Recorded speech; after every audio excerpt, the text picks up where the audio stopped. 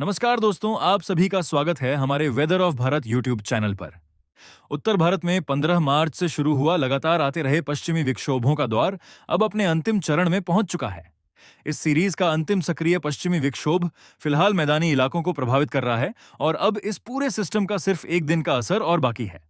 इसके बाद यह पश्चिमी विक्षोभ उत्तर भारत से आगे निकल जाएगा। इसके बाद कई दिनों तक बारिश में लंबा ब्रेक देखने को मिलेगा और इसी दौरान मैदानी इलाकों में गर्मी तेजी से बढ़ना शुरू हो जाएगी।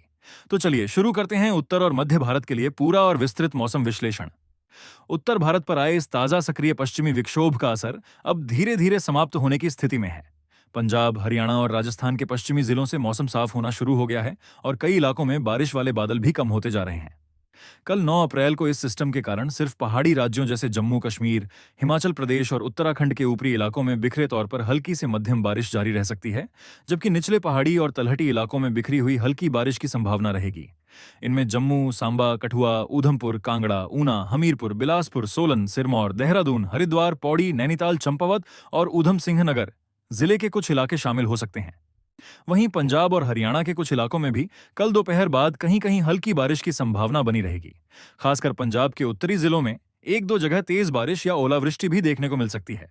हालांकि बाकी दोनों राज्यों में मौसम साफ से आंशिक बादलवाही वाला रहेगा और बारिश केवल सीमित और चुनिंदा स्थानों पर ही दर्ज की जा सकती है। इसके अलावा राजस्थान, दिल्ली, पश्चिमी हरियाणा, उत्तर प्रदेश, मध्य प्रदेश और गुजरात में मौसम कल से लगभग साफ रहने की संभावना है और बारिश की कोई खास संभावना नहीं है। इस पश्चिमी विक्षोभ के जाने के बाद मैदानी इलाकों में उत्तर और पश्चिम दिशा से हवाएं चल रही हैं। जैसा कि हमने पहले भी बताया था कि यह सिस्टम मध्य एशिया से होकर भारत पहुंचा था, जिसके कारण इसमें मध्य एशिया से आई ठंडी हवा का प्रभाव मौजूद था। अब यही ठंडी हवा बारिश के रूप में मैदानी इलाकों में गिर चुकी है और इसका असर अगले 2 से 3 दिनों तक महसूस किया जाएगा।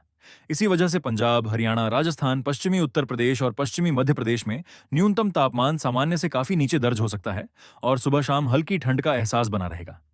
अगर हम न्यूनतम तापमान की बात करें तो 8 से 10 अप्रैल के बीच पंजाब में तापमान 10 से 15 डिग्री, हरियाणा में 12 से 18 डिग्री, दिल्ली में 15 से 18 डिग्री, राजस्थान में 10 से 18 डिग्री, उत्तर प्रदेश में 12 से 22 डिग्री और मध्य प्रदेश में 15 से 24 डिग्री के बीच रहने की संभावना है। हालांकि 10 अप्रैल के बाद न्यूनतम तापमान धीरे धीरे बढ़ने लगेगा, क्योंकि 11 से 13 अप्रैल के बीच एक नया पश्चिमी विक्षोभ उत्तर भारत में पहुंचेगा। यह सिस्टम कमजोर श्रेणी का होगा और इसका असर सीमित क्षेत्रों तक ही रहेगा। इस सिस्टम के कारण पहाड़ी राज्यों में हल्की से मध्यम बारिश और ऊंचाई वाले क्षेत्रों में बर्फबारी देखने को मिल सकती है, जबकि मैदानी इलाकों में इसका प्रभाव बहुत सीमित रहेगा। 11 अप्रैल को पंजाब, हरियाणा और उत्तर राजस्थान के कुछ इलाकों में हल्की बारिश या बूंदाबांदी की संभावना बन सकती है, जबकि बाकी राजस्थान, दिल्ली, उत्तर प्रदेश और गुजरात में मौसम मुख्यतः साफ रहेगा।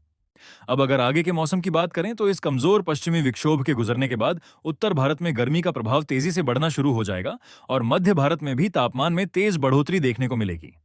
12 अप्रैल से राजस्थान, मध्य प्रदेश, गुजरात और बुंदेलखंड क्षेत्र में तापमान तेजी से बढ़ना शुरू होगा, जो 15 अप्रैल तक पूरे उत्तर भारत के मैदानी इलाकों को प्रभावित कर सकता है। 15 से 16 अप्रैल के बीच पंजाब, हरियाणा, राजस्थान, गुजरात, मध्य प्रदेश और उत्तर प्रदेश के अधिकांश हिस्सों में दिन का तापमान 40 डिग्री सेल्सियस के आसपास पहुंच सकता है और इसके बाद इसमें और बढ़ोतरी होने की संभावना है। हमारे वर्तमान विश्लेषण के अनुसार 20 अप्रैल के बाद राजस्थान, गुजरात और बुंदेलखंड के कई इलाकों में दिन का तापमान 43 से 45 डिग्री सेल्सियस तक दर्ज हो सकता है। यानी साफ संकेत हैं कि अब बारिश और ठंड का दौर लगभग समाप्त हो चुका है और उत्तर भारत में तेज गर्मी की शुरुआत होने वाली है। इसलिए अभी से सावधानी बरतना जरूरी है। दोपहर के समय बाहर निकलने से बचें, पर्याप्त पानी पीते रहें और गर्मी से बचाव के उपाय जरूर अपनाएं। फिलहाल के लिए इतना ही। जल्द ही हम फिर हाजिर होंगे एक नई मौसम अपडेट के साथ। धन्यवाद। Weather of Bharat.